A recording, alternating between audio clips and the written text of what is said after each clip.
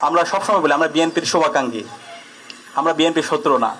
আমরা আশা করেছিলাম শহীদ জিয়ার যে বিএনপি অথবা বেগম খালেদা জিয়ার যে বিএনপি, বর্তমান বিএনপি সে আকাঙ্ক্ষা ধারণ করবে, কিন্তু আমরা দেখতে পেয়েছি জুলাই বিপ্লব পরবর্তী ১.৫ বছর জুড়ে সারা দেশে চাঁদাবাজি, টেন্ডারবাজি, সন্ত্রাস, হাজানি সবকিছু মিলিয়ে সেই বিএনপিতে নাই। তারপর আমরা আশা করেছিলাম তারেক জিয়ার বিএনপি অবশ্যই সে আকাঙ্ক্ষাকে ধারণ করবে, কিন্তু আমরা এখন দেখতে পাচ্ছি বিএনপি তারেক জিয়ার হাতেও নাই। এই যে একটু আগে যে ছাত্র শক্তি সভাপতি বললো, এখন বিএনপি হয়ে গেছে সালাউদ্দিন সাহেবের বিএনপি। এবং এখন বিএনপি আলটিমেটলি হচ্ছে তাদের, আমাদের কাছে মনে হচ্ছে বিএনপি তার নিজের হাতে নাই। এখন যা কিছু হচ্ছে সবকিছু তাদের হাতে নেই। সে আগের মতো করে আমরা দেখতে পাচ্ছি সে ডিপ স্টেটের খেলা, আগের মতো আমরা দেখতে পাচ্ছি প্রেসক্রিপশনের খেলা।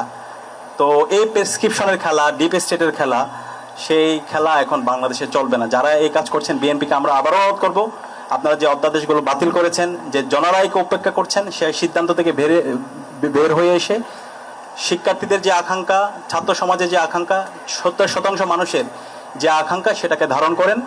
সংস্কারের করলে সেটা আপনাদের লাভ। আপনার গত ১৬ বছর জুড়ে সেই সংস্কারের কথা বলেছেন। আপনাদের যে ৩১ দফা, সেই ৩১ দফার প্রত্যেকটা দফাগুলো সংস্কারের পক্ষে।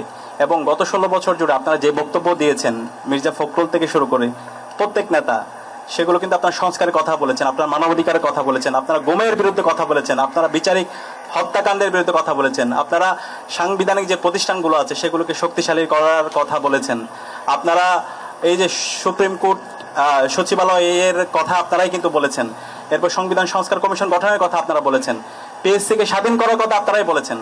কিন্তু আমরা এখন দেখতে পাচ্ছি সম্পূর্ণ দ্বিচারিতামূলক আচরণ। আজকে আমরা অনেক ক্ষেত্রে দেখতে পাচ্ছি আমাদের কিছু বন্ধুরা আমরা যে আলাপগুলো করছি সেগুলো নিয়ে তারা হাসাহাসি করছে। এই যে জনরায়কে উপেক্ষা করে আজকে বিএনপি যে অবস্থান নিয়েছে এবং যে অধ্যাদেশগুলো বাতিল করেছে, সেটার প্রতিবাদে আমাদের ঢাকা বিশ্ববিদ্যালয়ের ২ জন শিক্ষার্থী রাজু ভাস্কর যে ৭২ ঘন্টা টানা তারা অনশন করেছিল, সেই অনশন নিয়ে তারা হাসাহাসি করছে।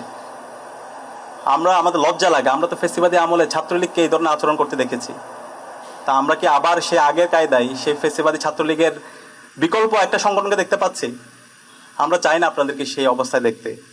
এবং আপনাদের কাছে মনে হতে পারে এখানে আমরা কতিপয় লোক আছি, কিন্তু এই যে আলাপগুলো করছি, এই আলাপের সাথে আজকে বাংলাদেশের সর্বস্তরের নাগরিক